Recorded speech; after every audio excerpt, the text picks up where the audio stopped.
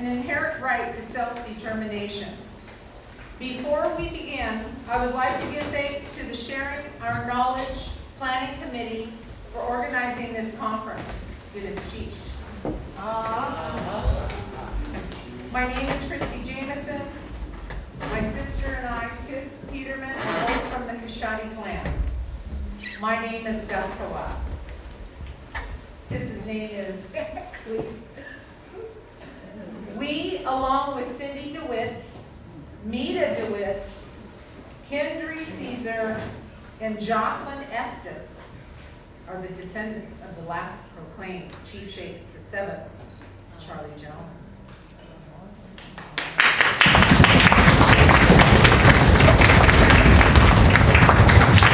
I would like to recognize our Southeast Alaska Indigenous Transboundary Commission, better known as SEITC, Executive Committee, board members, and staff. Please stand up when I call your name. Rob Sanderson Jr., Chair and President. Esther Ashton, Vice Chair, excuse me. Trixie Bennett.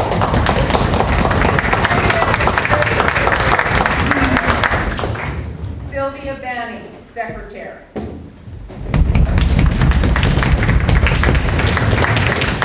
Guy Archibald, Executive Director. Bob Sam, Director, Sitka Tribes of Alaska.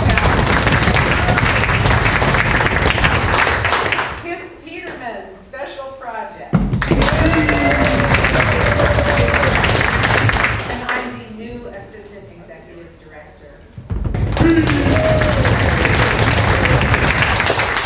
Now please help me give a warm welcome to Guja, Hereditary Chief of Haida Gwaii, and Kirby Moldo, Tsimshian and Gitsan descent.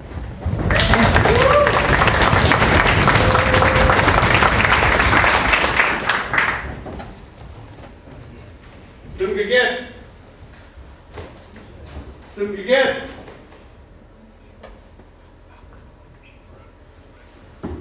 Sige na hanap. Tangkabo Wilson. Hapwala sa din. Wilson Sumgaget. Kistagas Diwai. Wilson Sumgaget. Abasa, Sul, Chiefs, women chiefs, women who are held in high esteem. It is an honor for us to be here tonight. My English name is Hapwalaksa. Or Kirby Moldo, sorry. I'm nervous. My ancestral name, which comes from the Gitsan people on the Skeena River, is Hapwalaksa. I come from the house of the night drummer. Our crest is the grouse that drums its chest. When you hear a grouse drumming its chest at night, that's who I am. My clan is the fireweed.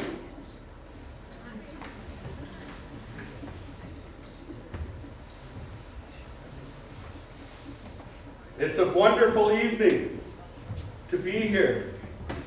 And Kadansta Gujau and I look forward to speaking to you and speaking with you. This presentation is going to be very informal. As you can tell, we haven't written anything down. Everything we talk about, we've learned in our lifetimes. And we've come here to share it with you. And we are honored to do that. Kadansta, High Chief from the Haida, Guja, from the Haida people. We've come a long way to be here with you tonight, and we were stuck in transit for 2 days, but we didn't want to turn around. We wanted to be here.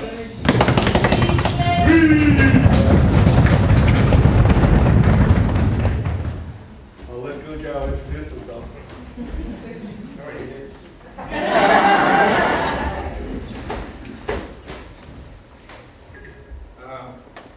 Yeah, we're humble, honored. No, he's not humble.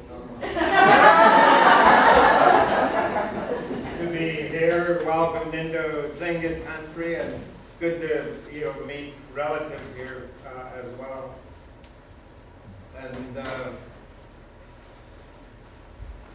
what we're going to do is fairly broad topics, and the theme is of peace, and that's really important. It's really important that when opportunities in times of peace come, that we do take advantage of it and use it for our own growth.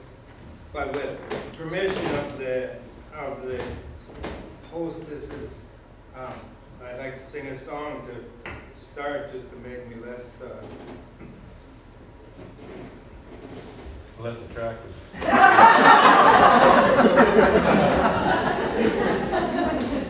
It is a war song, but it's not about war. It's about looking inward, about what you are, who you are, and what's at stake. And sometimes it doesn't work, but I try. Oh, ayo, ayo,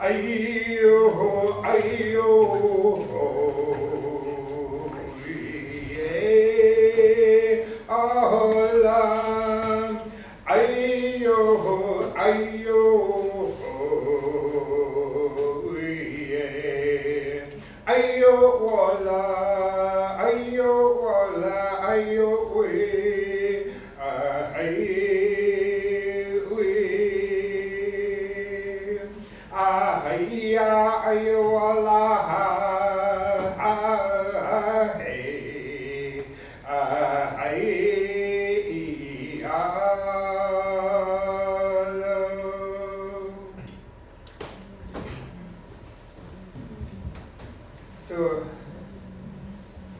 in a way, I want to go to the origins of our people, and I'll not make it the whole story, but the short story of it.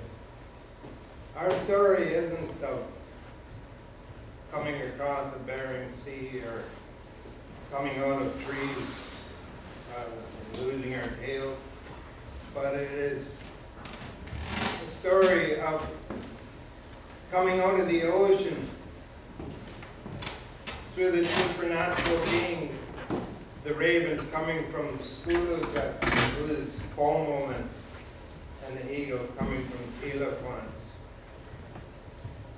And in our stories, we know about a time when all that water between our island and the mainland was dry land, and our people lived there, and there was no trees. And so our people, eventually there was a flood and that water filled in. But our people evolved and changed through different tide changes. Plants changed. We didn't have cedar, could build canoes for a long time. And all of that was myth until the scientists said, oh, geez, during the Ice Age, the weight of the ice pushed down that land, and that Hecate Strait was dry and inhabitable land, in fact, that corridor. And so all of the people would have mingled at that time, because there was hardly any place that we could have gone inland very far. And so, once that land was separated by water, and that's more than 10,000 years ago, our language evolved into an isolate language.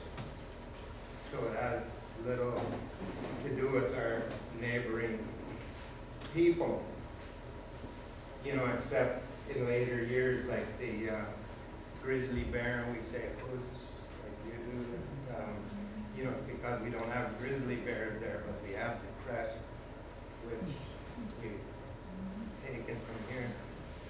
And a lot of things become in common between the people along the coastline.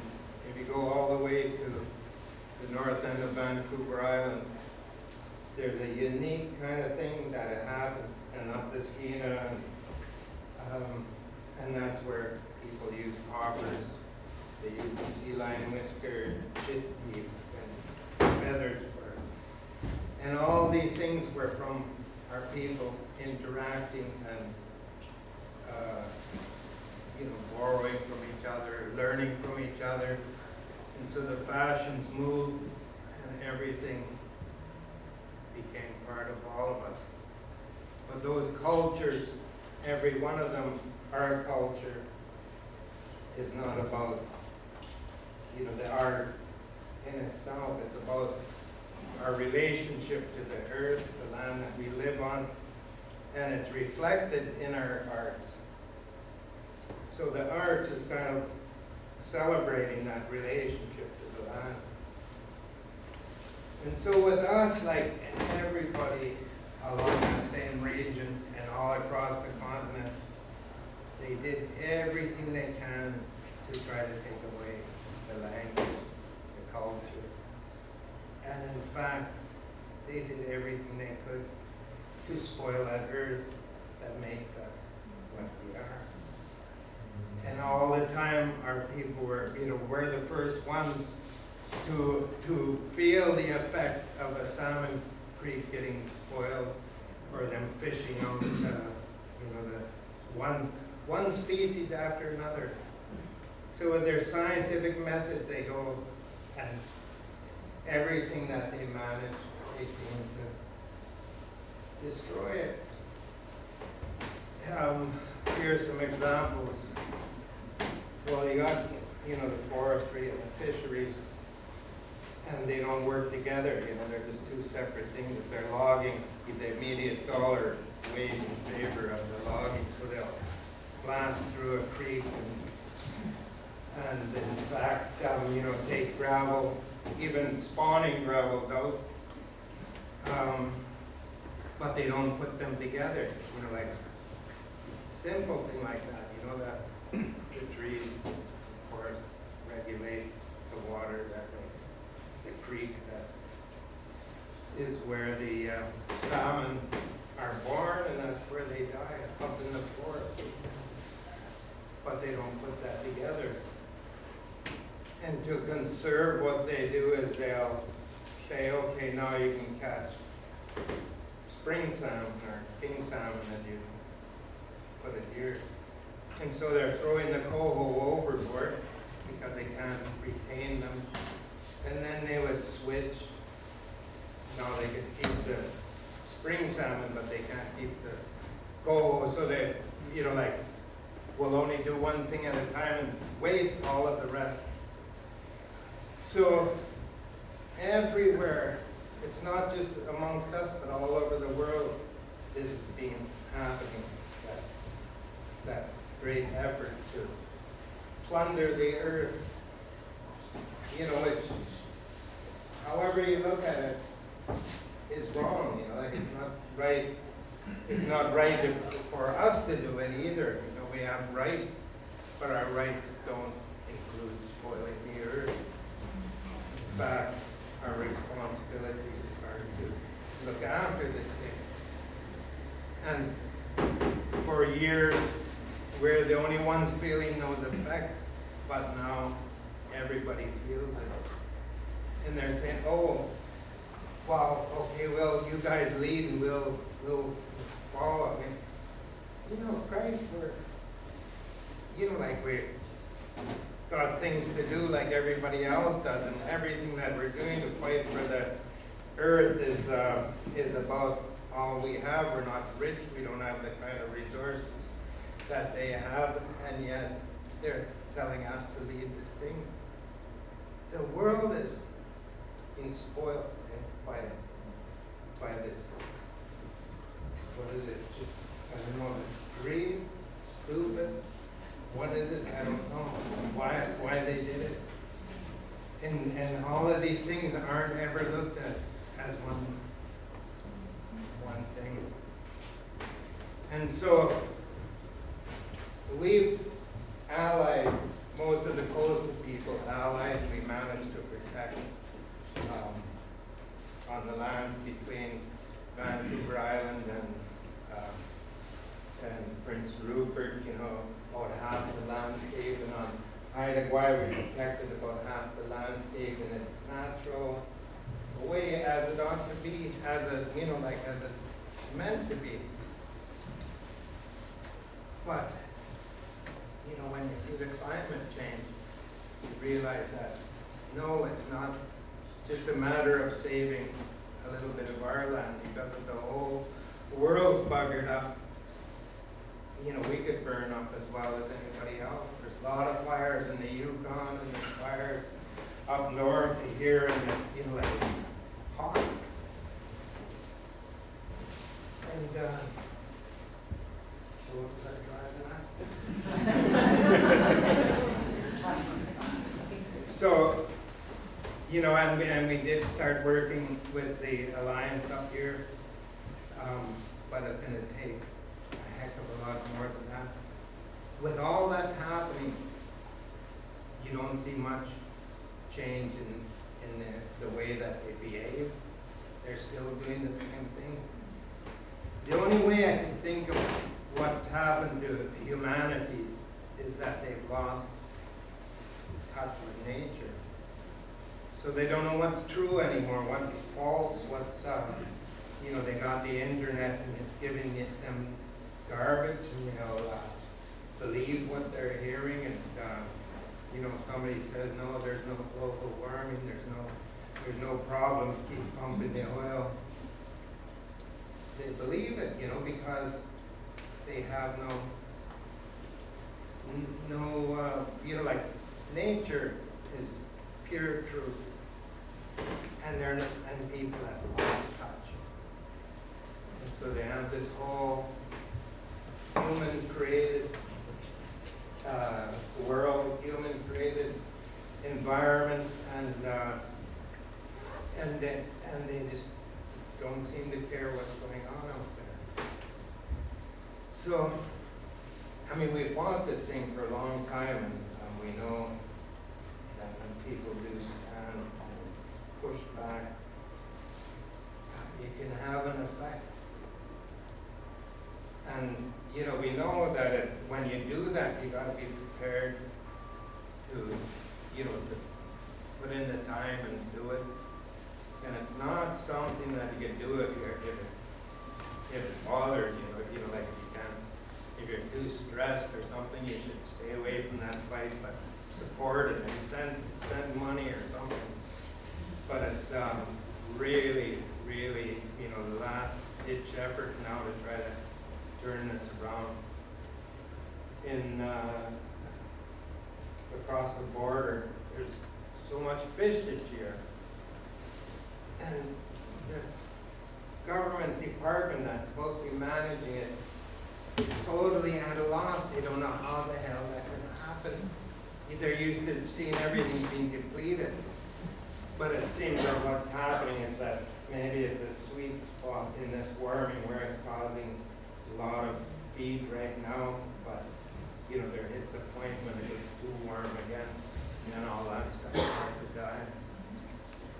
Even in the Gulf of Alaska, they said that needlefish are getting smaller, skinnier, less fat. And so the dogs having that feed out there, they're all, you know, they're basically dying out. But it's not like as if it's a luxury of taking on a fight. what else can we do? We have to, I mean, we could turn into white men, or we could, and go down on the ship, I guess, is one way we could do it, or we could take them onto our ship and ram that other one and just keep fighting it, you know, like it's too much to ignore. Well, let Kirby soften things up here. Yeah. So, Ujao talked about connections and relationships. And he talked about the relationships to the land. And inextricably, we're related to the land. We're related. That's right. We live with the land, not off of the land. And we have to remember that. The land is a direct reflection of our health, the health of our people. The health of the salmon are a direct reflection of the health of our people. The salmon are a keystone species and very, very important to our people, to the indigenous peoples. And the Dixan and the Gypsian people, we have stories about how the salmon saved us. They came to save us when we were starving. And all we have to do is look after them. Look after the habitat. Be careful about how we walk. In our language, we say hagwaliin, and that means walk softly. We always say that. We say hagwaliin. So when you're walking on the land, you make sure that you walk softly. You don't destroy everything that's behind you. Gujao talked about rights and responsibilities. Absolutely, we have rights, but more importantly, we have responsibilities to the generations to come. I watched my grandparents when I was 9 years old stand in front of logging trucks. Logging trucks would threaten to run them over and they didn't move an inch. Loggers would threaten to shoot them. They never moved an inch. I was 9 years old. People ask me today why I do the work I do. I said, because I seen my grandparents risk their lives for me. For my food security, for my food sovereignty.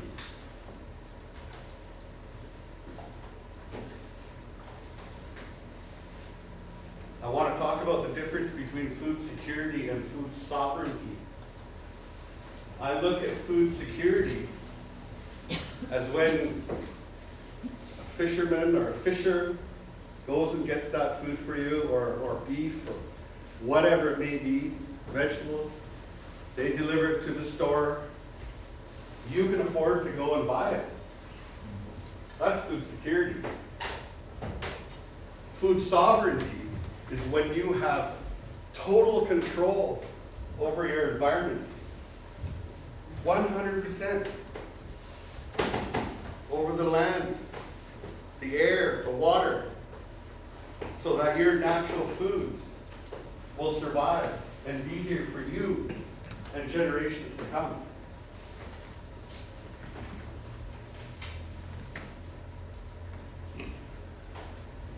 I also want to talk about connections and relationships amongst ourselves, our people.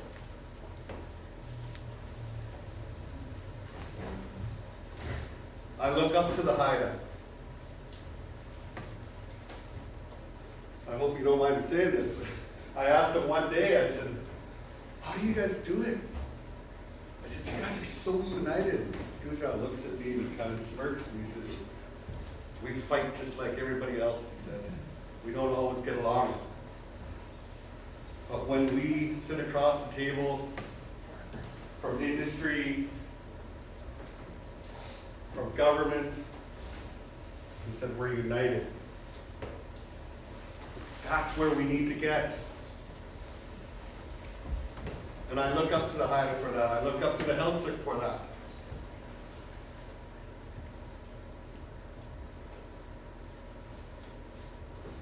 The only thing government and industry have against us is division. And they'll divide you. I've seen it in families. I've seen brothers and sisters, mothers and fathers be divided by money. I'm not saying money's bad. Well, it is in some ways. I mean, you know, you gotta buy gas, you gotta buy this and that. But we have to stop the division. We have to come together and sit in rooms and work out our differences. My job is described as the Indigenous Relations Lead. And so what I do is I go around and I create and maintain relationships among Indigenous peoples and non-Indigenous peoples.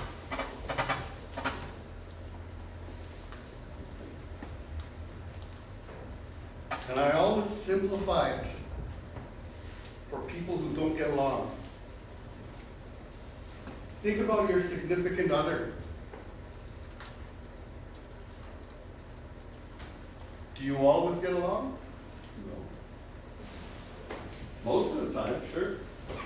But you're not always going to get along. Do you have to make concessions?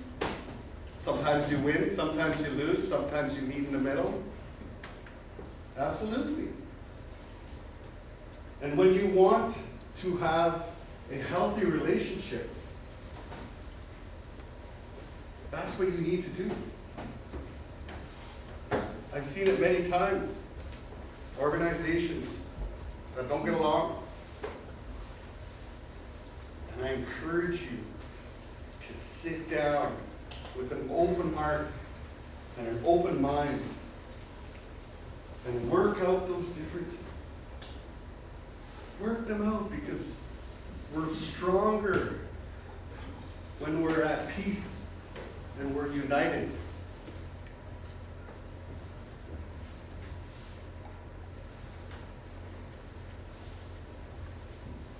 I've often talked about the Wet'suwet'en and the Gitxsan. My mother is Timsian. She's from Kitkatla, BC. My dad is Gitxsan from Kispia. And the Wet'suwet'en and the Gitxsan went to court 24 and a half years ago. They'll move to stay away. And my grandfather told me stories about when the two nations came together. They didn't agree. They didn't always agree.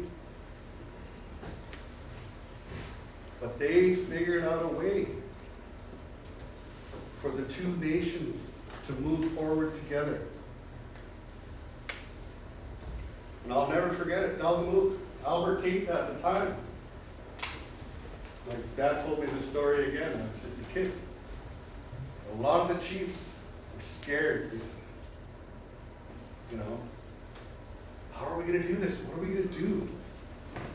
We've never done anything like this before. And Albert Tate said, what are you scared of? You've got the truth. Tell the truth. Talk about your culture. Talk about your language. Talk about how long you've been here. Pass down the stories. And that goes to the connection to our children and the next generation. And how important that is for us to share those stories. To share the language. To ensure that the food sources are there. Food sovereignty. Remember when I talked about the difference between food security and food sovereignty? Food sovereignty is when you have 100% control over your food. When it's harvested.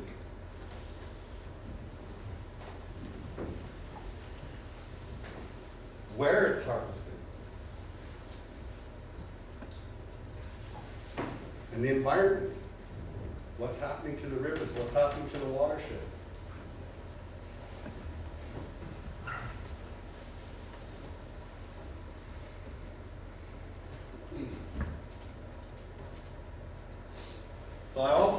I touched a little bit on the importance of salmon. It's a keystone species. I talked about how it's fed us for thousands of years. But I want to talk about the salmon's connection to the land.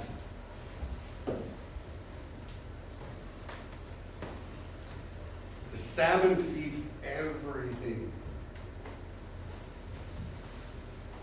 Everything. It feeds the water. When it dies in the water, nutrients back into the water. When a bird picks up that salmon and brings it into the trees, that salmon's feeding the tree. It's feeding the land. And so we really have to start this journey together. The people all up and down the coast that they call the Pacific. We have to stand together. We're not always going to agree. But we have to do it for future generations. We have to do it for the salmon. We have to do it for the land. We're going to have to give up some things. Absolutely. But the final goal is the most important thing. You want to talk about the inherent right term? No, Or you can talk about whatever you want. what I wanted to mention is that Chief Shakes is in our stories. But not only Chief Shakes, but the Raven stories are the same stories all the way along amongst our people. Even Haldan people. And so that's the kind of stuff that we're made of. Those stories, beliefs. And a lot of things have happened in this land. We got stories of catastrophes, tidal waves, and things like that occurred, floods. And we survive these things, and they become, they're myth until a scientist says, oh, indeed, that happened. And so, there's lots of the stories. Like there was one I was trying to figure out the story about the little man on the back of the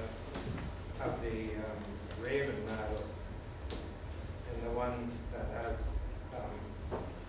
the landotter face, and his name is Papa.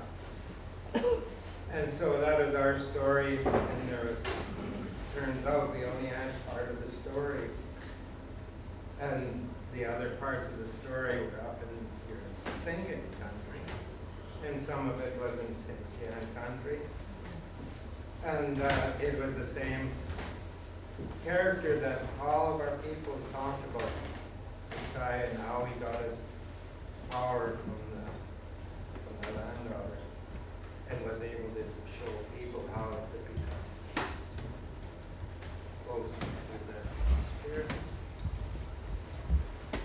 So,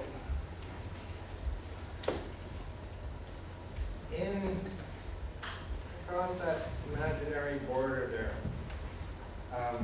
you probably heard the stories of finding the graves around the residential schools.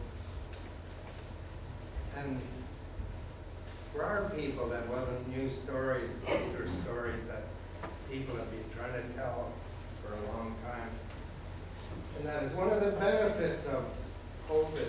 Everybody was locked down, everybody was in, everybody was hypersensitive. And when that story came, it just didn't get lost in tomorrow's news because people were paying attention. Like the George Floyd thing, if there wasn't a pandemic, it probably would have got lost in the news. but these things have helped to turn, to expose this stuff. I don't know if it changes anybody or what it's gonna do, but. So, amongst our people, there's a lot of effort into the healing path and those sort of things. And I work with plant medicines from the Amazon, from our own plant medicines in ceremony to work with some of that. Not just for those purposes, but for other, just for spirit. And the old people did that. They took medicine to get closer to spirit. And what they've done to us is they've done everything to keep us away from that. They've done everything to keep us away from the land. They try to forbid us from hunting and fishing and using the land. But yet, here we are, we've managed to we're still doing it. We're still hunting, fishing, smoking fish, and I think that if we lose that, we really lose the very core of who we are. If we lose touch with that. Those simple, basic things that are our reality. And so we could lose that in a few ways. One is as they tried and they haven't been able to stop us from hunting and fishing and trapping and all these things.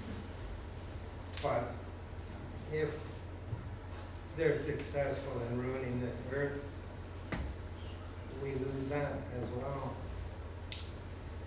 So I'm really glad for the organization that you've put together for the, not just considering boundaries, but considering that something that happens up in Altan country is going to certainly affect you probably more than it will affect them if there's something goes wrong, which it does. These big cruise ships, seems like, there's a bunch of people traveling around. Well, it is, that's what it is, trying to enjoy life. But however, like they're eating about 6 times a day, and they can't dump any of their waste in American waters, so they get across into Canadian waters and they let her go.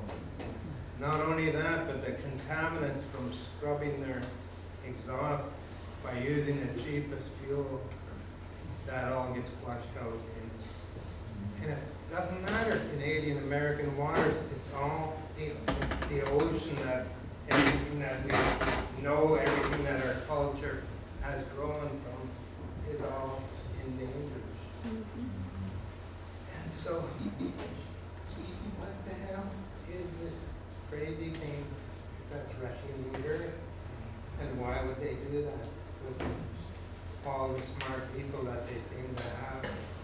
All the sensitive people that when you talk to any one of them on their own, they're smart, they agree.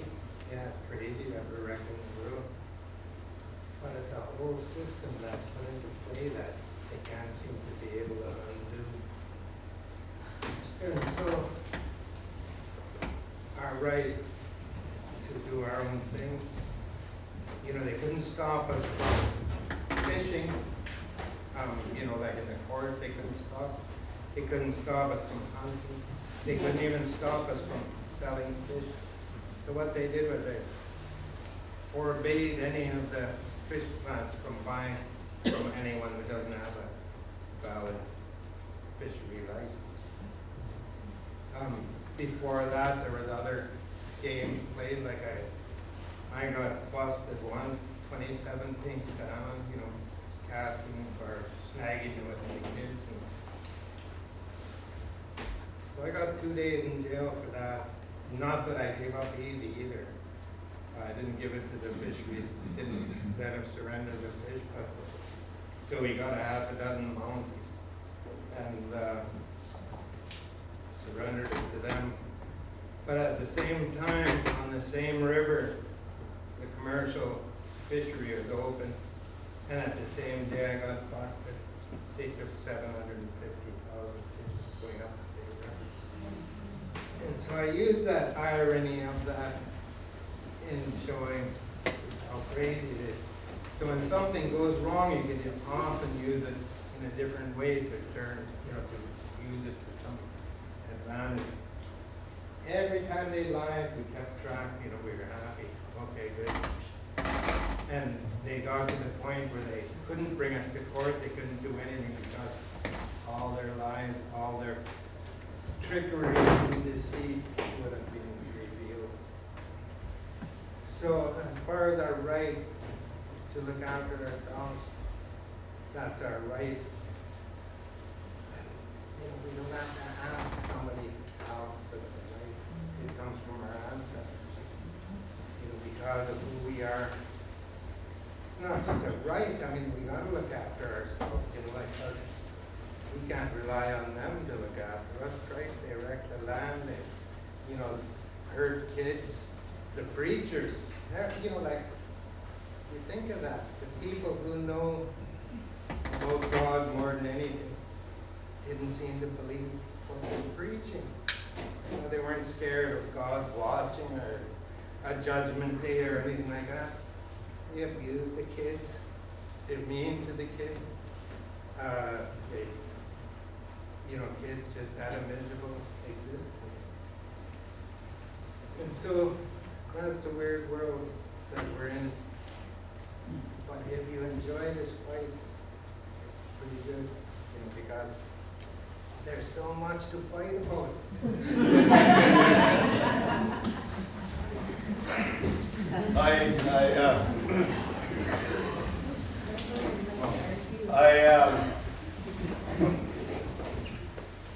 I asked Gujow about 7 years ago, because Gujow's been in this fight for decades.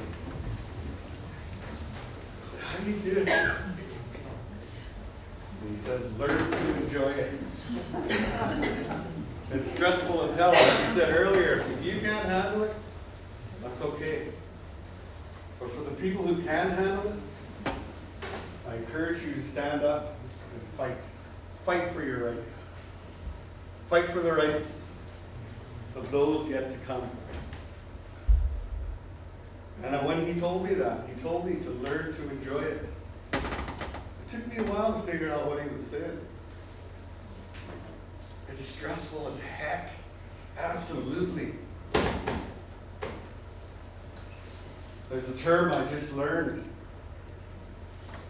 It's called racial battle fatigue.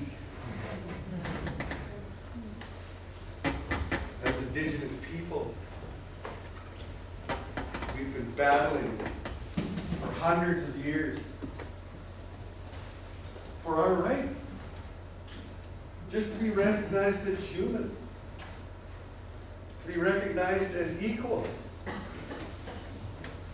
be recognized as people who can look after our own resources, look after our future, look after our children. We always have the government coming in, deciding what's best for us. It hasn't worked. 500, 600 years, it hasn't worked. It's time for us to take back that control. We don't need their permission.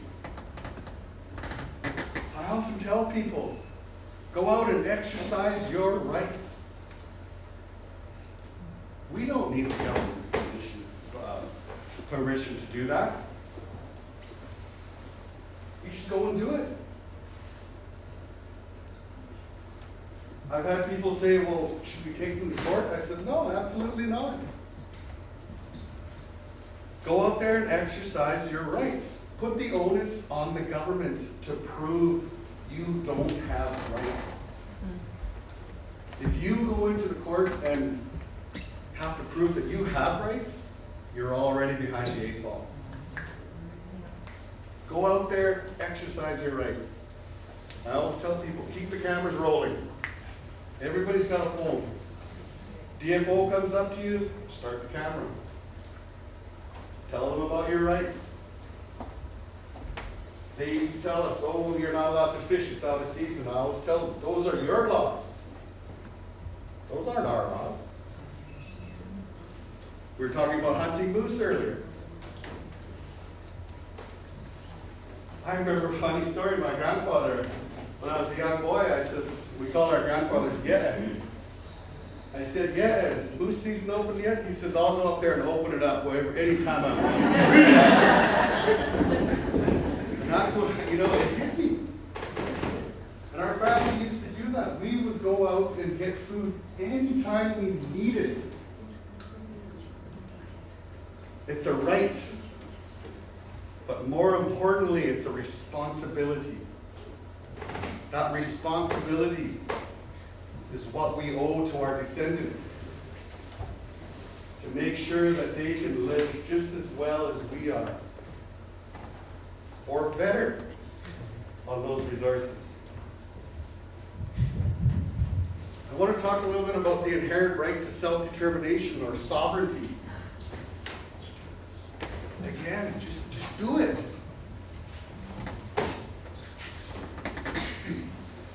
In Canada and in British Columbia, our federal and provincial governments signed DRIPA and they signed on to UNDRIP. And I was talking to one of the lawyers who's been working on UNDRIP, the United Nations Declaration on the Rights of Indigenous Peoples, for almost 30 years. And he said, Kirby, he said, you had those rights long before Canada recognized them. Long before British Columbia recognized them.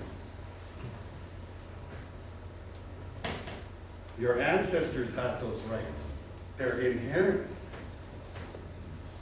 Nobody can take them away from you, and nobody can give them to you. They're yours.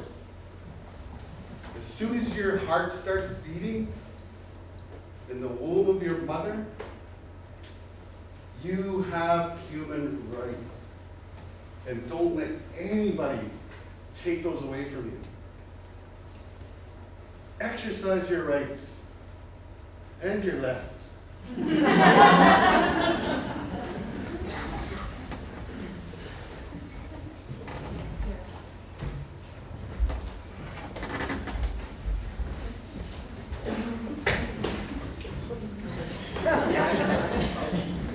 I really want to congratulate the people, the beautiful new Congresswoman that you got, and for not electing Sarah Palin.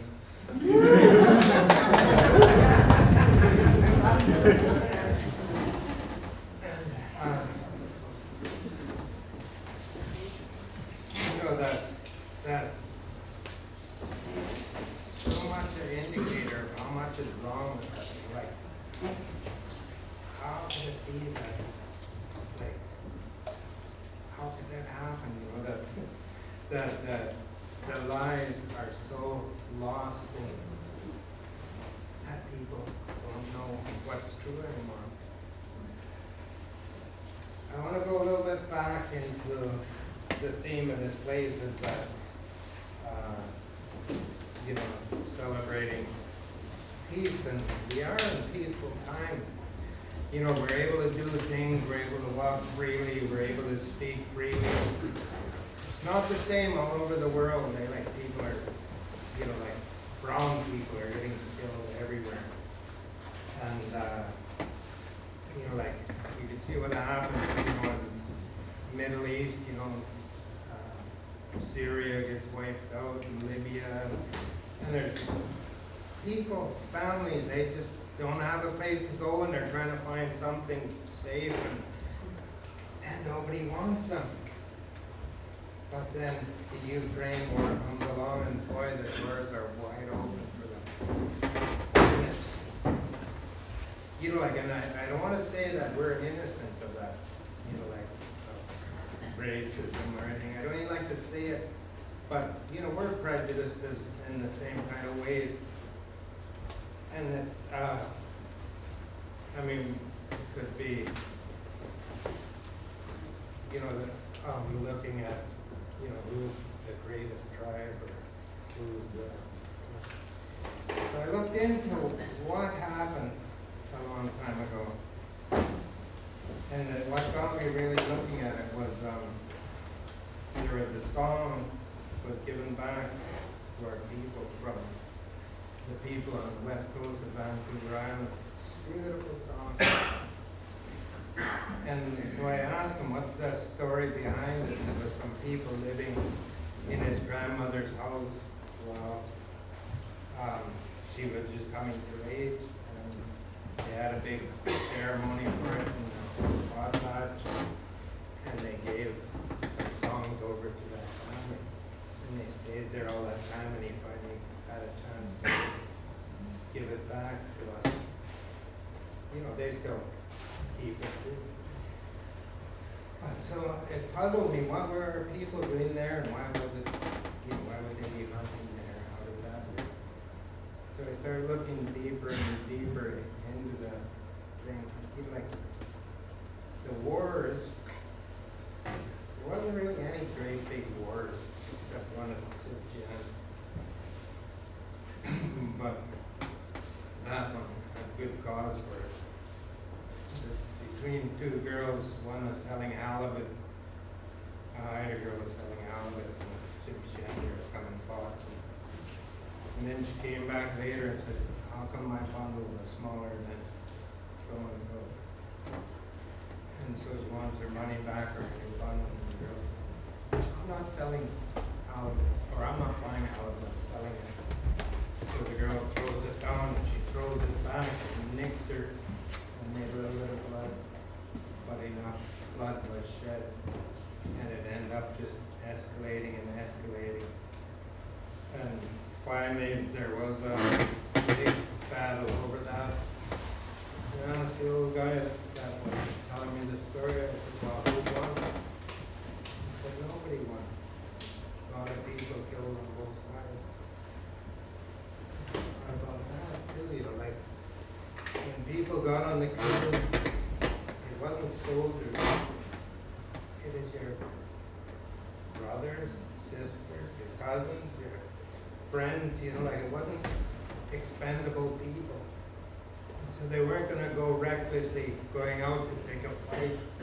Their traveling was about commerce, about adventure. There was a lot of other reasons to be out there.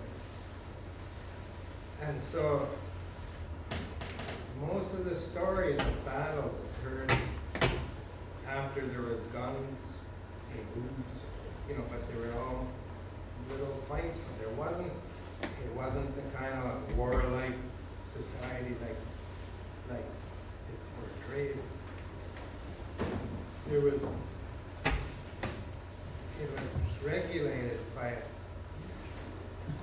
respect and honor and all these things that are kind of getting lost these days. There's no honorable way to behave, or, you know, like understanding between the different people about how you behave when you're going into their country. And so we're in peace, and when you're in peace, you can accomplish a lot of things. And when you have allies, and especially if you have allies out there, it makes the fight that much easier, because it still remains a fight, but it could be done again. You don't need, nobody needs to die, no bullet needs to be fired. Have a look at our, it's a framework agreement, look it up, it's called IGOTCA. And what, if that all comes to be the way that we laid it out, without going to court, there'll be recognition of title over our whole island. You know, over these years of fighting, and we managed to protect half the landscape, but still, you know, the wealth has been going out and it's been to other people.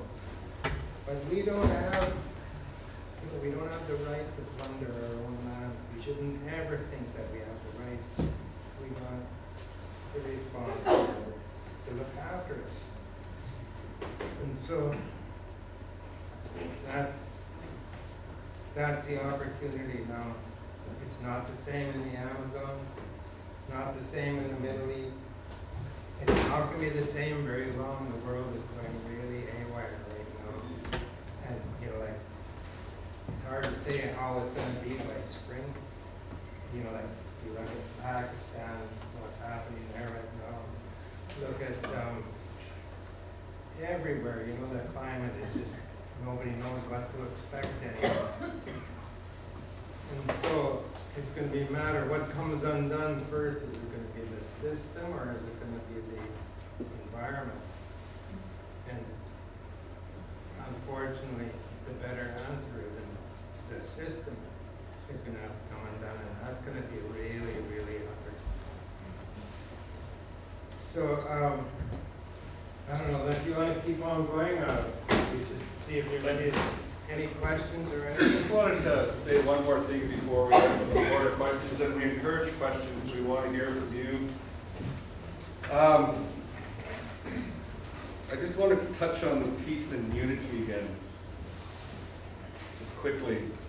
I talked earlier about the importance of relationships with the land, with each other. And as I said earlier, my job is the Indigenous lead on engagement.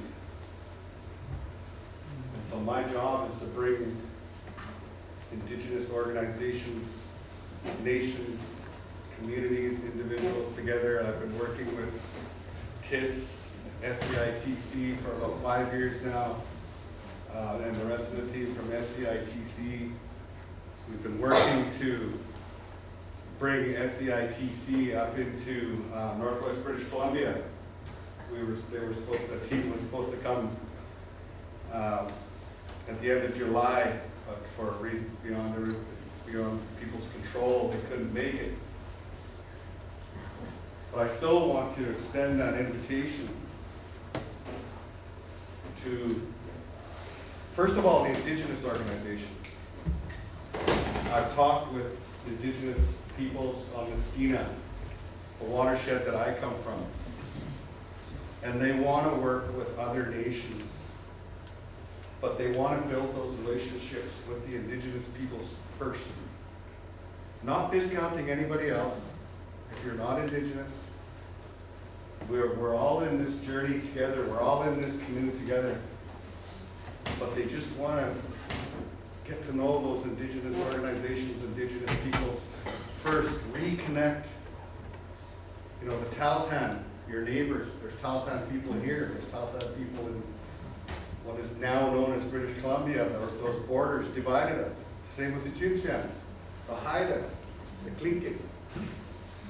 Those borders divided us. And we have to reconnect. We have to stand together.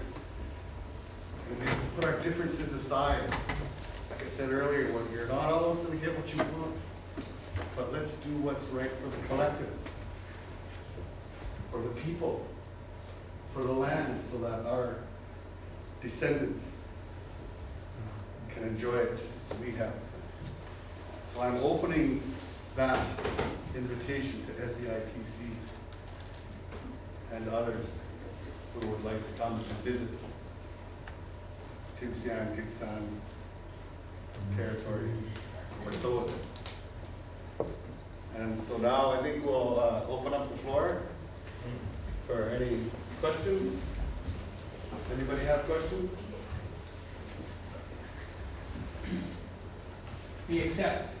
Okay, Let me go in. I'll let you know. Hey, we must have did a good job with that. That's a question here. Yeah, my great grandmother was full mother Tsimshian from Fort Simpson. And the small native villages in Canada, you know, and Fort Simpson, parts of Canada from north of Vancouver Island, all the natives there. Do you guys still have a hard time fighting with the government for your right for fish? You have to put up all that laws and stuff, you go through this for your personal use of hunting and stuff? We do. But Not really, I mean, you know, like, Who's out? no, we won those battles in court, Okay. but the trouble is, they're still out destroying it, you know, like they're, you know, they got factory trawlers out there, they got, you know, that, I know they have them up here too, and if you look at the information, they like, there's one in, I forget it was Gulf of Alaska, but 10,000 king salmon in one set that they couldn't keep. So it all goes overboard. They're catching bulletins there, herring, that they can't retain, you know, and other kinds of cod that they can't, but they're just making it up as if there's no ponds going to that, you know, like I don't know what they think, crab, other fish eat, but, you know, it's unbelievable what's still going on. and I just said, we do because we still get harassed. Yeah, that's my point. They still come up to our boats and say, you can't do this, but we say, oh yes, we can. Okay. And that's when the cameras are rolling, right? And we talk about our rights. You know, I was told because I have a Dixon status card, but my mom is Tsimshian, for years they told me that I couldn't fish in Tsimshian waters. And they harassed us for years. Until one day my uncle came down to the dock. There was 4 fisheries officers there. My uncle came down, and he's a big man, and he come down that dock, and he could see the fisheries officers just like, oh shit, here it comes. And they knew who he was, Big Chief. And he walked up to them and he said, you guys can leave now. He says, you know who these people are? He said, these are my nephews, my nieces. Their mother is Tsimshian. He said, you never bother them again, and they haven't ever since. But that's what I'm saying. You have to exercise your rights. Because they're going to harass you. Absolutely. They're going to harass you. Yeah, they pretend to be conserving by chasing around the Indians, you know, while in the meantime allowing their everything. Any more questions? I know you talked about how when the fight, or when you start the fight, then you walk away and play another way. But how do you keep going after being told no so many times, and being told that you can't so many times? We just keep exercising our rights. They can't tell us what to do. They have no right to tell us what to do as Indigenous peoples.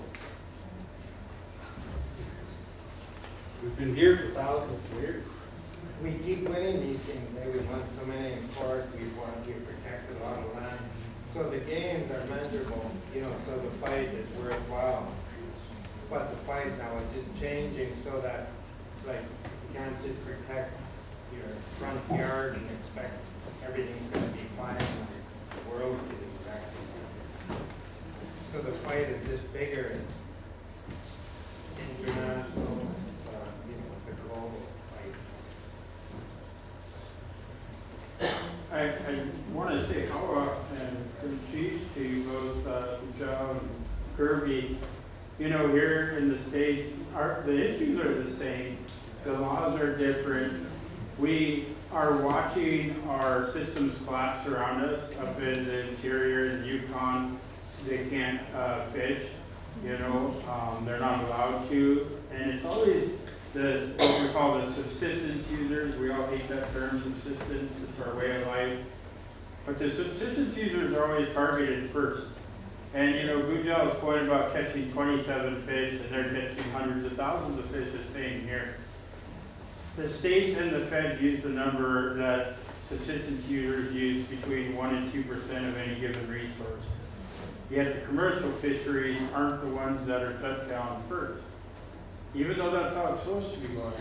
And then, you know, as Rob Sanderson always talks about, and has been for like 20 years, the commercial trawlers, they throw away tens of thousands of pounds of king salmon every hour.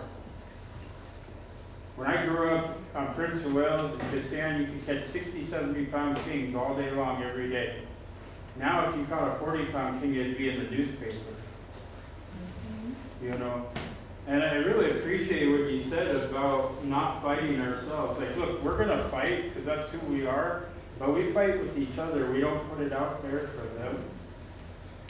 And you know, the them is the government, the state government, federal government.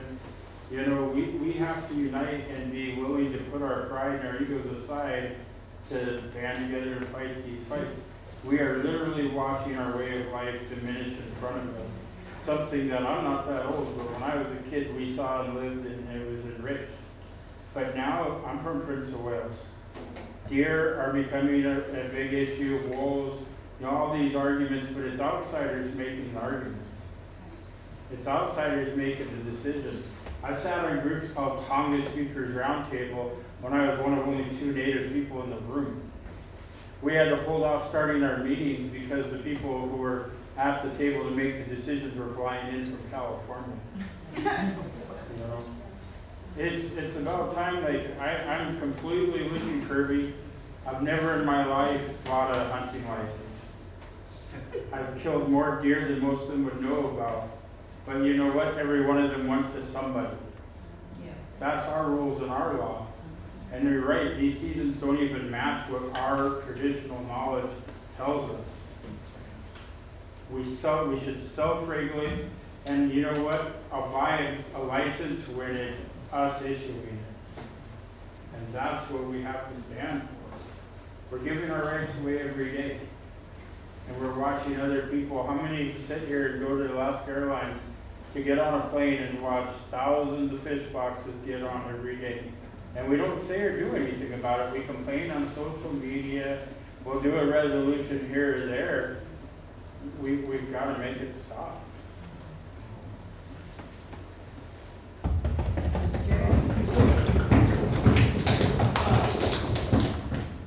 You know, talking about what President Peterson said, Kurt and Pujol, you know, these have my speakers on here. So anyway, the yearly average now in 2022, the trawlers in Alaska average 141 million pounds of bycatch per year. That's 386,000 per day, 16,000 per hour.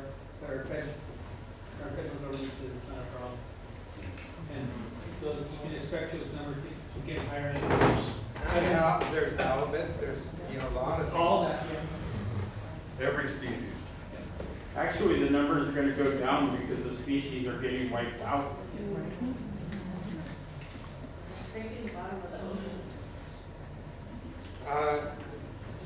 Her and then you. Yeah. Oh, she's shy now. You can go first.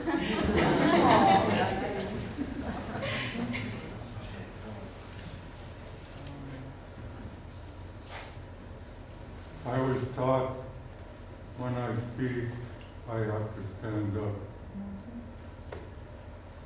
I heard your words today,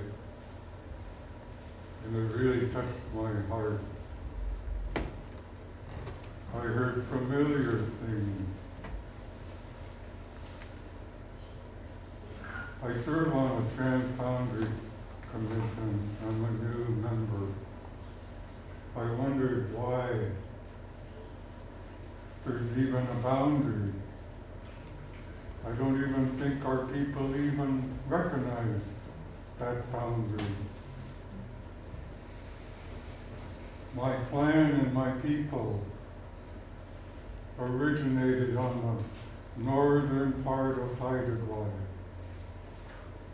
We migrated up here and settled. So we are connected. And we also came up on the Grease Trail. And that Grease Trail crosses the boundary. We are connected. I was invited to Haida Gwaii many years ago. I received a letter from a man named Captain Gold.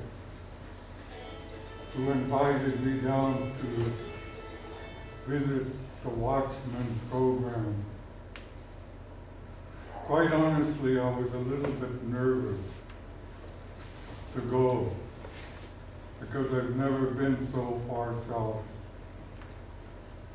And I was a little bit afraid of you guys as well.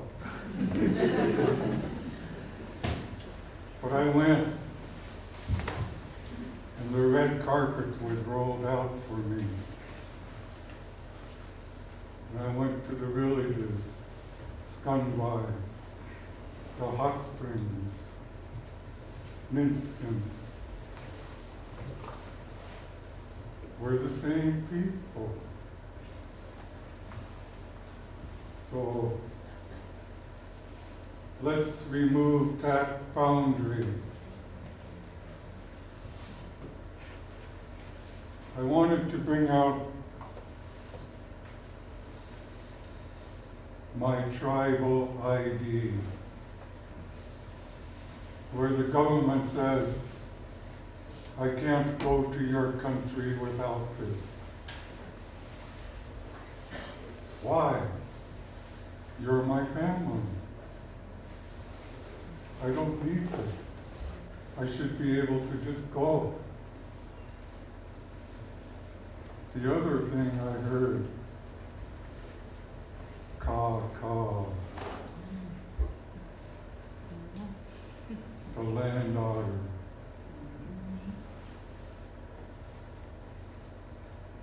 One of my best friends here, Louise. Ka is a very powerful man. We know his story. We know that he went down to your country. We know the power of Ka. So when I heard you mention him, I knew we were connected. It's a deeply spiritual human being. I want all of us to come together, set aside our hard feelings, forgive each other, and learn that we are all family. My grandfather, his Tlingit name, Chanal. He came from your country. So I know you are family.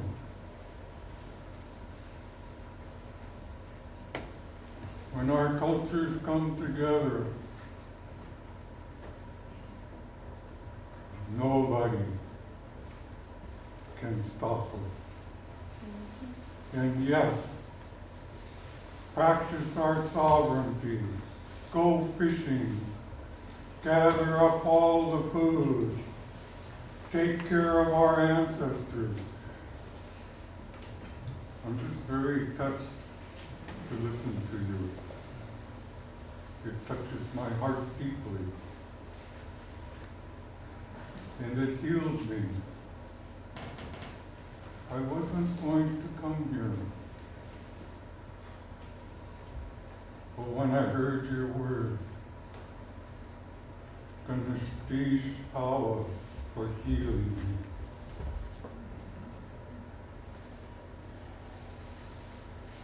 It's really special to be in the same room as you.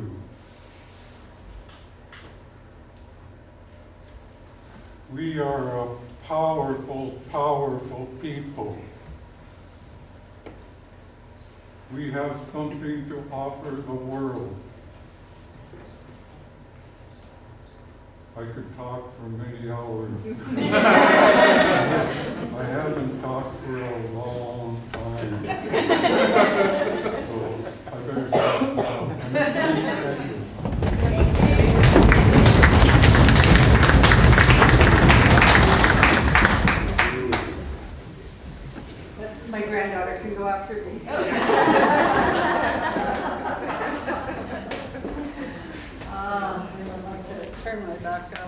Sheesh. It's really such an honor to be here. I do have a connection with this place. My father was the late Stiff Bill Brady. He was Kicksadi from Tenahit. It's been really, it was really good to hear some of his connection to Rudolph Walton. He actually was brought here by Anna Kutz in 1924 when he was 2 years old. It was a peacemaking ceremony where he got his second name, Trista, never sleeps. I think it was probably one of the last peacemaking ceremonies. And beside me is Lou, and I always still call her Feller. It's been a few years, she's been married a lot, 50 years, but she's still Feller.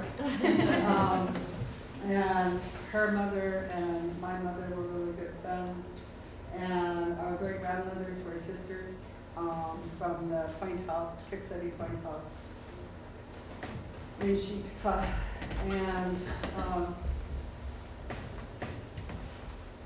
And it's really emotional to be here and to hear your words, because we have some other, Paula has been helping. There's some other folks that have been helping with the herring. Our Secretary of Alaska has been fighting for at least a couple decades with the equivalent of VFO, Department of Fish and Game. And Shitka is the last place in all the up and down the coast where we can get herring eggs on hemlock branches. And it's a lot harder, and for years we've been going to the Board of Fish for years. I helped organize elders in 1997 to go. And then in 2018, I think in 1997, we had maybe 20 people testify. And it was hard to watch. It was hard to watch our elders being shut down by the Department of Fish and Game, because they had 3 minutes to tell them why herring are important to us. As soon as that red light came on, they said, no more words. And then in 2018, we organized more than 100 people to testify before the Board of Fish. And one of the things that you're talking about is the spirituality, and Bob, Sam, and I, we have some stories, so I won't go into that for another time. But, we're talking about the spirit. We've done a good job, I think, in getting Western educations. We've done a good job of being able to learn Robert's Rules of Order. But it's been really hard to find that spirit. And for whatever reason, in 2016, I decided that I would ask our clan leader, Ray Wilson, if we could have a herring pugi, a yao pugi, and reignite that spiritual relationship that we have with the herring, and to come to a better understanding of what our responsibility is on a spiritual level. How we use those spiritual laws and those human rights that we were born with. And I think that for me,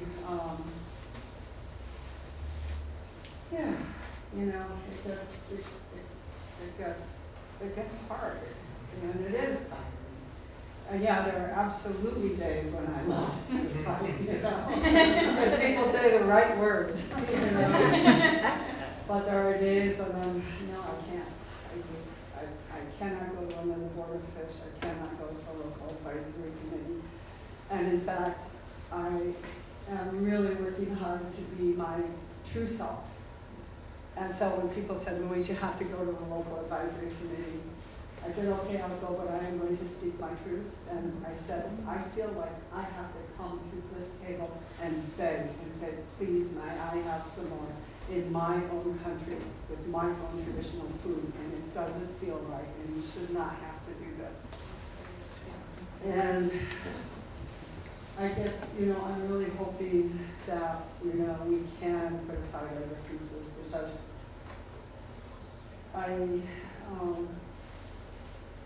because we do need to come together. And I remember hearing 30 years ago, I went to this gathering in Anchorage. I think they had some elders there and some medicine people. They said, we're gonna come on hard times, and we can choose to, turn away and, not take a look at what's going on, or we can use the opportunity to make some difficult decisions. And those decisions are to stand up, to the Board of Fish, and are to, when we're feeling like we aren't unified, to go ahead and say, you know what, we're gonna have a cootie, please come, be our guest, please come and be in the community. Because I think, just from what little I learned from my father when I was sick, he was raised by Anacoots, who was called one time Wolf House.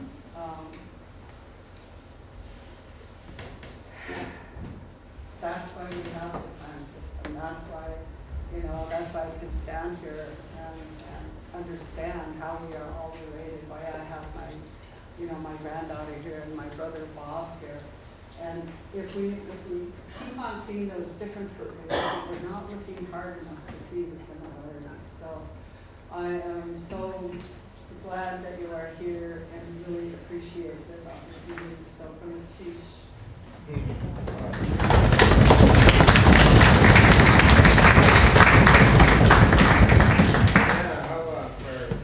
What you're putting into it. And I want to say something, not to tell you what to do, but to say, maybe you're wasting your time with the advisory board. Tell the National Geographic the story. Do it. Let them do it right. Give them the time instead of let them go to the elders. Let them see and tell the story. Maybe it's a wrong. We don't go to any advisory of these fish advisory board. They pretty much call the shots to the DFO, but we said no, that's not. We're dealing with either you, we're looking after our fish. That's all there is to it. We did invite all of them to the cootie. We actually planned this ceremony to be the day before testimony, and 4 of them came and stayed a while and talked with tribal citizens. And then they all went and voted against us the next day, which, Yeah, feasting is every bit as important as prayer. Going into the land is every bit as important. We try to get our kids there, and that's what the guardians, the watchmen are doing. It. We got them onto our old sites, and we circulate people through, and people have a wonderful time having an opportunity to be out and on the land for extended time.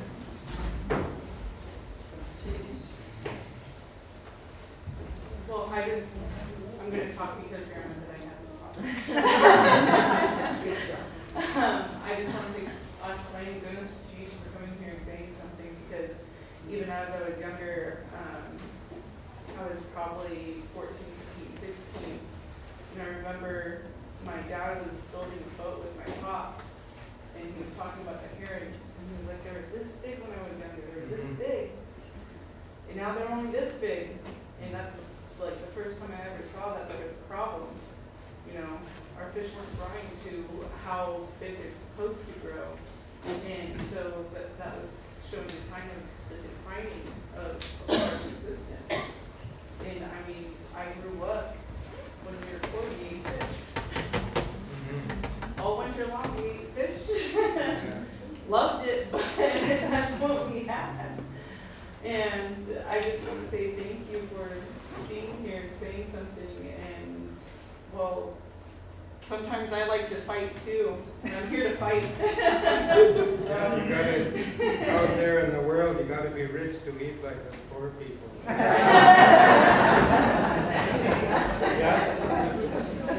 I just wanted to say this. I appreciate you guys being here and saying something. Let me know what I can do. Dung is an die Hundelgang. Lang an Kevlagen. I'm honored by your presence, Grandpa, and yours as well, sir. As a Haida, I have to stand and say thank you to the chief and our presence and no disrespect, but what I said after that is thank you both for your words. Your words were good, and I thank you for them. But my biggest question to you is, I practice my life in such a way where I'm unapologetic about it. I go out and I do gather things as a Haida. I don't mind doing these things. I do things with respect, yet don't. But a lot of my peers, even my sisters, they feel a certain way about having responsibilities in this Western world. And they don't feel comfortable just going out and living the way of our ancestors without the idea of maybe going to jail or jeopardizing their lives. How do you think we could protect our people from such things? Like you said, put the camera on, do these things, but those things take time no matter what.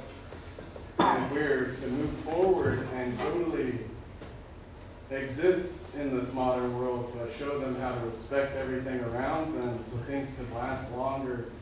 Growing up in Heidelberg, all I ever heard, we only gather as much as we need. We worry about the next 7 generations after us. Even as a little boy, my mother would tell me our law. She would tell me not to gather so much from any one place and move around as you gather. Not only are you leaving it for those who might not have been out yet, but you're leaving it for next year for it to grow back. There's always this balance, and I've never had a hunting license or a fishing license in my life. But at the same time, how would we be able to protect our people from, being incarcerated, having to be away from their family, even for a few days? That costs money. How do we band together? In the old days, I'd always hear we didn't have hungry people in our tribe. In times of famine, they all band together and made it work.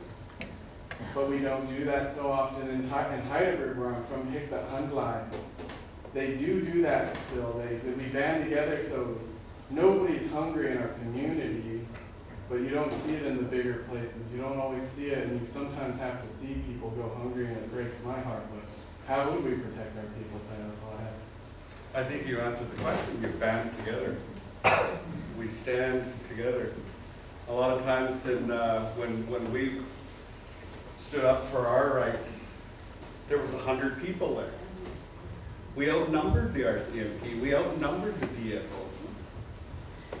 And so we stood together, and we were strategic as well. You don't always have to get arrested. There's ways of doing it so that They have no business arresting us anyway. That the stats that you just read off about how many springs they're discarding because they have no business to, like they can't feed. And you compare that, if you're in court, you show these things, this stuff has to be exposed. It's not knowing what's going on out there in the deep. Those springs aren't just way out there. They're coming back to these rivers. Yukon got no spring salmon this year. Other rivers are suffering. And of course, that's why they're wiping them out. But yeah, you don't have to go to jail. I don't like jail either. I don't want to go to jail. I've never even seen a jail cell. I don't want to go there, but you have to be strategic, right? You have to be very strategic. Like in my father's time, we had absolutely nothing to say about anything. We kept grinding away, and now we have more to say than the government on our land. We got a question over here.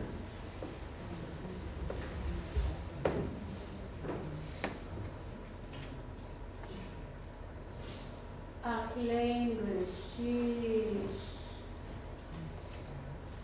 Clean I had Kagwantan ready. Taste Uliet Dosa. Great grandchild of Nananiri Ayi.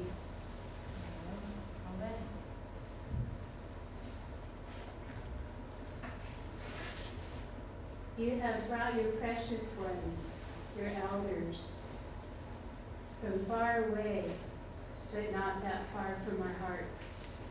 You have come and you have said words that will not fall, words of peace, words of strength. Our peoples have always known and through time immemorial have stood for this balance that we have always had to keep the natural world in order. This is not the first time that we have been through this. As we come together right now, as our neighbors and as our brothers or sisters have come and traveled to this place and on this sacred ground to say these words, to remember our origins, our originality, to stand strong. The secret is out once again. After the sensitive time on the earth, after the last 2.5 years, after the times that we have spent in our homes with our families, our minds are sharp again. Our spirits and our hearts are strong again. And what is the voice that is coming forward? It is an original voice, a powerful and a strong voice, that we lack nothing, that we are good just the way we are. The animals knew that. Nothing higher and nothing less, equal and together. And as we come together, it is time that we stand in our place. You are right. The world is watching. You are correct. We have this time. We have this place and this space. As we come and we harvest and gather our food, our herring, the fish, the berries, all the things that sustain us, no one can take that away, because if they do, they are attempting to take our spiritual food away, right out of our mouths. We cannot let that happen. There is too much to save right now, too much to go forward with right now. As you have come, and your elders have come to witness, you are not our neighbors, you are the half of us. This is a really sacred time right now in the world. This is a sacred time that we need each other. When I say the secret is back for us to open, it is that we as a people coming together know how to manage this land, know it is correct, do not need permission, because our people have shown for tens of thousands of years already how to do it. That is, it is precedented. We've got that knowledge for this land that others do not have. So it is wise to listen. It is wise to listen with our allies today. It is good of you to come in this way. It is good of you to share these words. As I look at each and every one of my brothers and sisters that are gathered here today, I know they're fighters. I know they're warriors. I know they have strong voices. I know that we're here together, and I know that we will stand strong together. We have those generations that are coming to fill up their bellies. The secret is out. We are powerful. We never, ever lost everything that our ancestors have given us. Somebody tried to tell us a lie. Somebody tried to tell us how to walk. It's not true. We can fish, we can provide, we can gather, we can do these things. We can be that much stronger together. And that's what we're going to do together. Sheesh.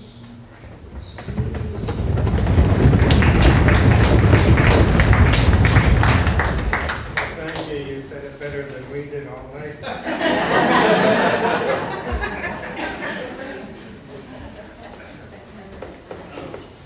Got a problem. Cynthia, do you know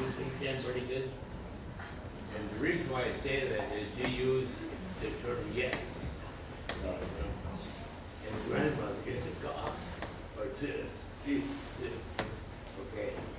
I just want to say one thing is this, that I was always taught to have respect for the elders. And I love the elders no matter what, who you are. And I was always taught that. My grandmother, my dad, as well as myself, my great-grandfather, so got Father's Day, came over to Father Johnson. I was born and raised, grew up in Catholic. My great-granddad, all he spoke in the house was clicking. These Cape Lodge people who sat in Fort Thomas. I was taught between Sim Chan and Clinton, speaking the language, always spoke in their house. And I tried not to say the wrong words. If I said something wrong, I catch up from one side or the other. So anyway, that's why I'm here to ask you what the proper word your grandmother was. I appreciate that. And then the gentleman had the right decision over there as far as you take what you want, but always leave stuff left over. See what I'm saying? There's one thing I don't live by, that's the Upshur rule. See what I'm saying? And I want to thank you folks for, that meant a lot tonight. It hit my heart. And I want to thank everybody here tonight. It's a pleasure to be with you, gentlemen. God bless both of you. Thank you.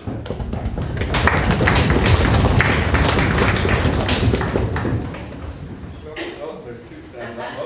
That's my little cousin.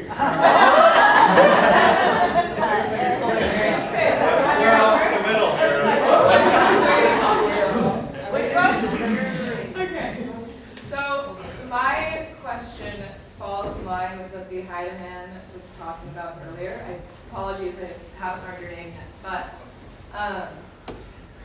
he was talking about how when we go out after this, or even before this, how he has no fear, but there are his sisters and his cousins and his family who do, and I myself have that same fear. I'm sure all of us have grown up with the same thing of give respect to the land, and our elders telling us to take what we want when we want and when we need it, because that's our land, it belongs to us. But I'm sure there are others also like myself who have that fear of running into authority, running into a lot of people who have power over our areas, and we don't know what to do in those situations, so we don't do anything at all. So what advice do you have to give to us, to those who are afraid, to those who are not as bold or don't want to put up so much of a fight or are afraid of the consequences that might come, even though they shouldn't be there in the first place? Do you mind if you, if I answer the question for this young lady? Yeah. So,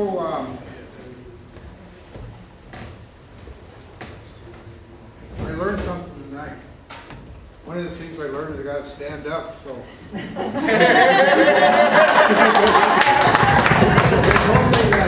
They told me that, I heard about this conference this here, sharing our knowledge, you know. I thought, man, I come down here, I could accidentally learn something.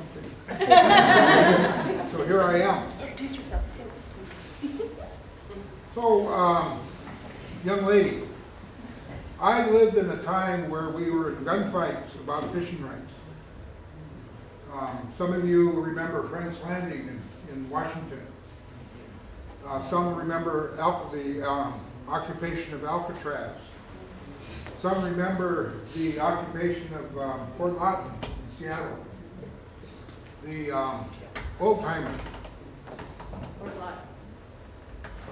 Not much older than I am, a couple days or so. But one thing is that we're smart. You know, don't go running into this being a, don't run into this being a dummy. Be smart, think it out. 2, you need to be tough. You know, people are going to, as my nephew says here, they're gonna fight with you. They're gonna treat you bad. And we have been treated bad. Before some of you were even born, we had to learn how to assert our right to be native. Did you know that at the time that I was growing up, we weren't allowed to be native? We weren't allowed to speak our language. This building was something that was funded by the tourist industry.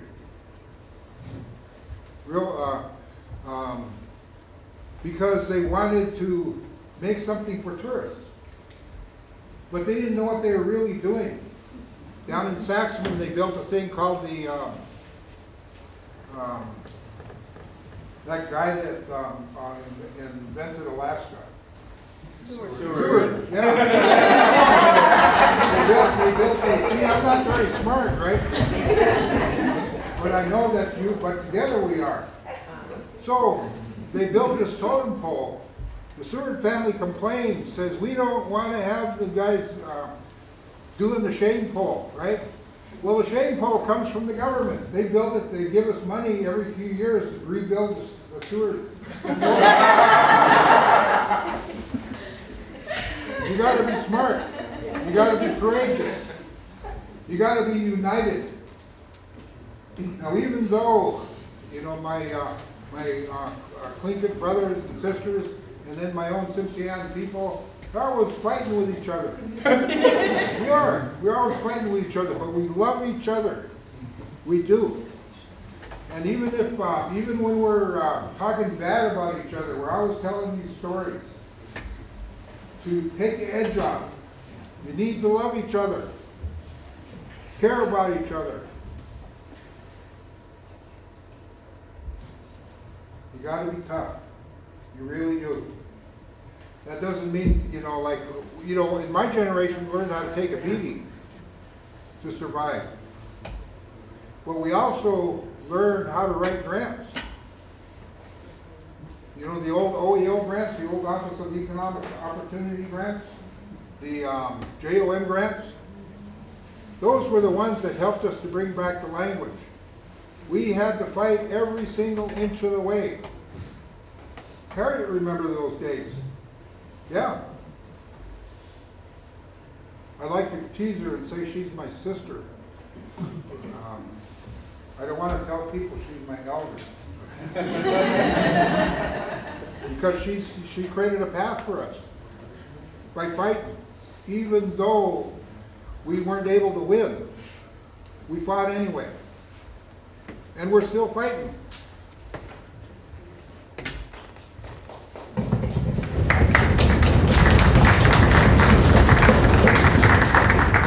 In my wife's village, I need to sit down and I just wanted to add to that. Thank you very much.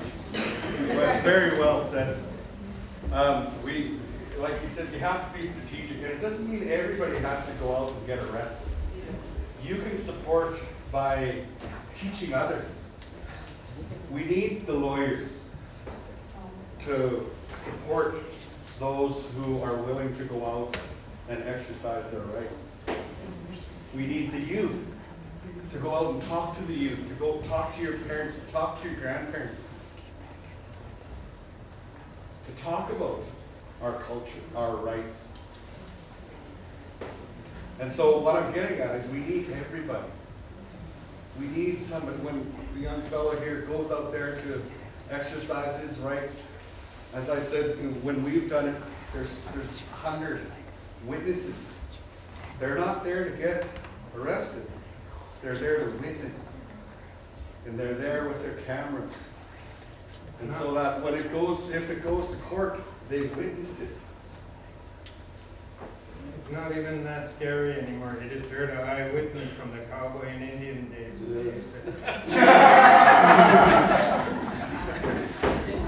If I may, there was this thing that my uncle used to say that I feel like relates to this a little bit. He always used to say, if you can't be good, be quick. And if you're not very quick, you're really good at it. Actually, can I answer where I find my strength from? Yeah. Actually, in the room here, I know Doug Modig, he just called me nephew, and I take honor in that. But Richard Peterson, I know as Uncle Rick, and Guja, I know has led in fights with Maya Watt, my mother. So in just this room, and then these two ladies next to me on my right, Yapdushi and Kies Kla, they're Tlingit and I'm Haida, but I find strength when I'm around them. You find your own strength, and I'm not blood related to any of those folks that I just named. But I found them, and when I act and I do those things from our people, our ancestors, I'm not afraid because they're smart. My Uncle Rick, he's a genius. My sisters, they know how to protect me when I'm scared. They speak Tlingit in a way that I don't know how to speak Hakil yet, and that gives me strength. And I see a chief, a hereditary chief from the High Chief Council and the Haida Nation, and it gives me strength. But sometimes you have to realize there's a whole generation looking up at you too right now, even though you're young yourself. And then you got to make sure that you teach them, because even though you feel like you're still the student, we were always teaching as well as we learn. So you just got to have the strength within yourself and build your own family if you don't have one.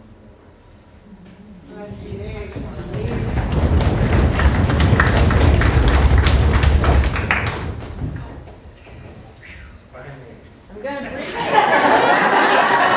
I finally stood up. I'm gonna briefly introduce myself in Tlingit. I am not a fluent speaker, so forgive me if I pronounce anything wrong. Bushki kayu hadu asau luknahadi dachan dekina ayahat. I am a grandchild of the Luknahadi. My grandfather was Luknahadi, and he was from the Coho house, and his Tlingit name was Seitan, voice of the sea lion. My grandmother was Haida, and she was Raven, Yaklan, and double-fin killer whale. So I am of both the Tlingit and the Haida nations, and I am honored to be on the organizing committee of the Sharing Our Knowledge conference. And I am honored to be able to sit in on sessions like this. Just extra honored because I'm one of the fortunate ones to have a little one during COVID. So I have free time. You might have met Lola last night handing out masks.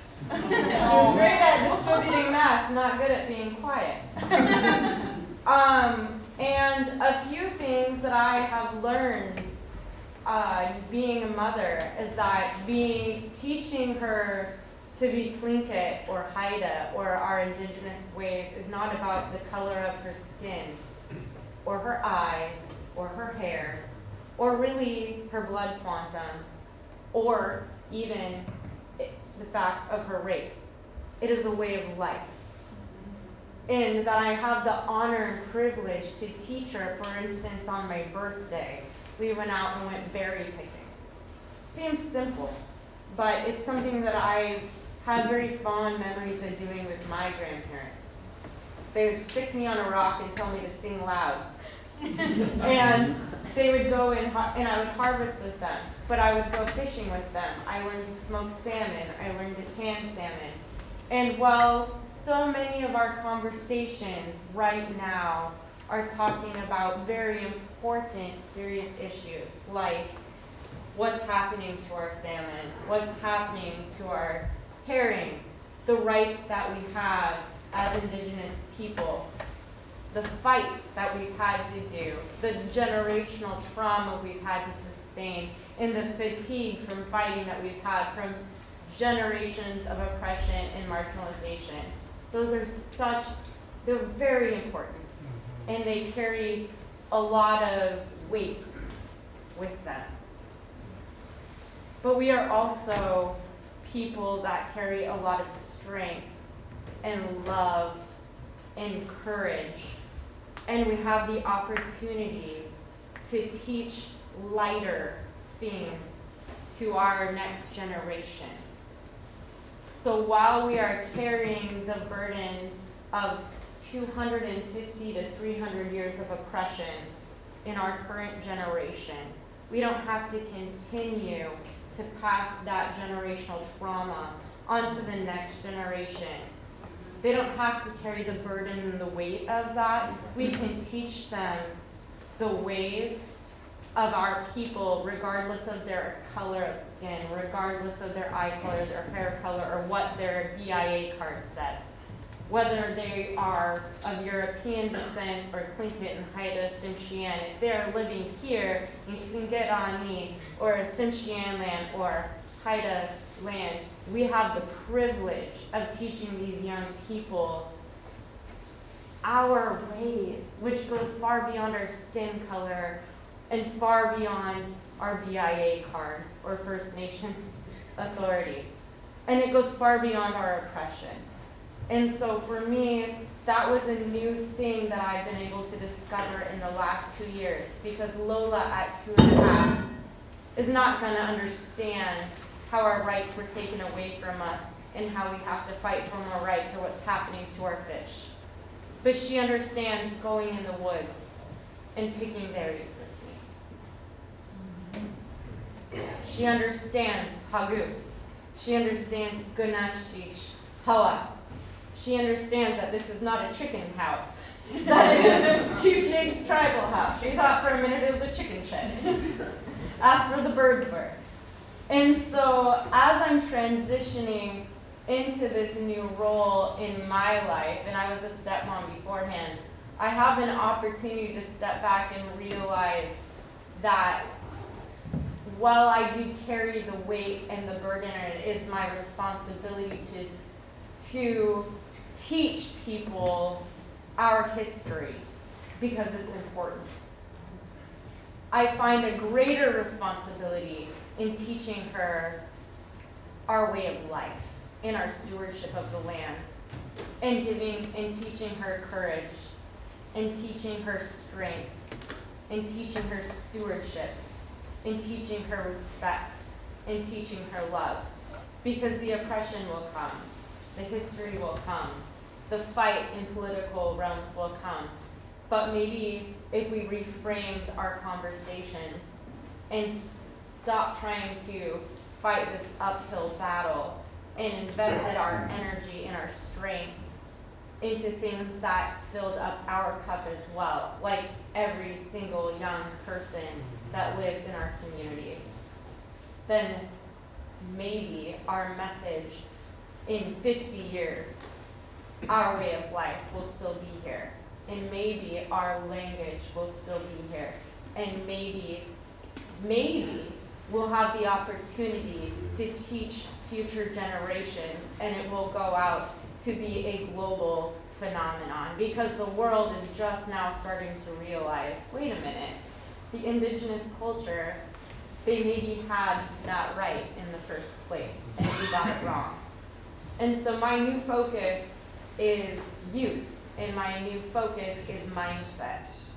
And so it is our great privilege to be able to sit in and have these beautiful places of community where we can bring in elders and people that are not quite elders and people that are my age and even the youth, and bring them into community with one another to celebrate our cultural way of life and teach them the ways of the land.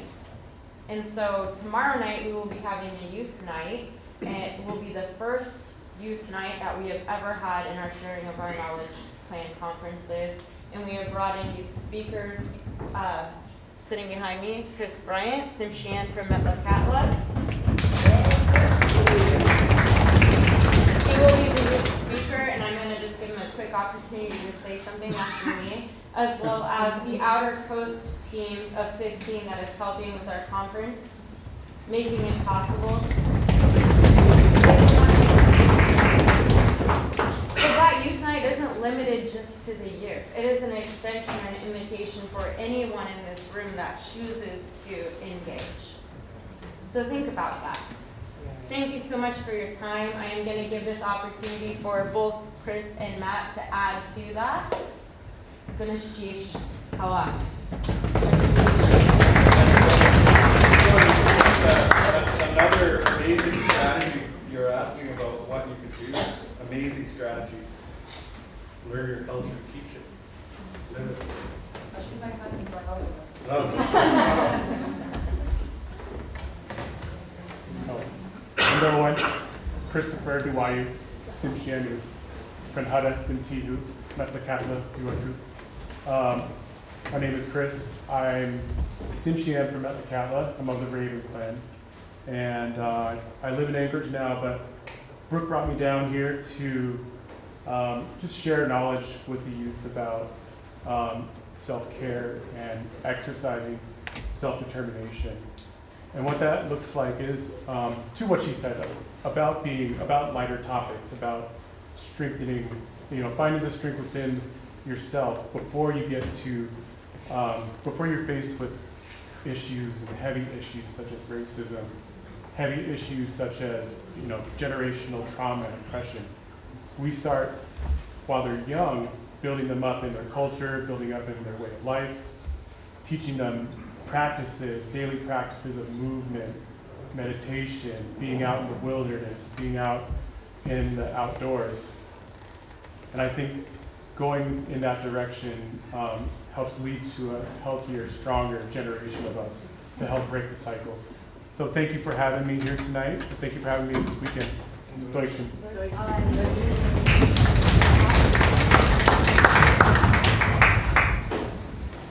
Cheers.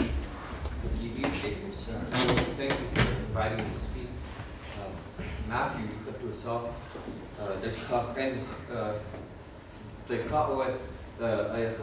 I'm not native myself, and I won't take up too much time in this very beautiful assembly, but I'm a newcomer to this part of the world. I've been coming here only about 5 years, but it's been my great honor and my privilege to have the chance to see, as Brooke so eloquently said, what it looks like to live on the land and with the land at the same time. And that's been a lesson that I have carried through my whole life now, through my practice as a teacher with my wonderful Spoonwan here who are studying Tlingit right now, Tlingit who have come here to work in the conference, and all of us have felt so inspired by the way that you all hold each other up. And we say to ourselves we must hold each other up in the same way. Tlingit Kustiya Chish, and Uchao, sir, both of you, thank you so much also for being here.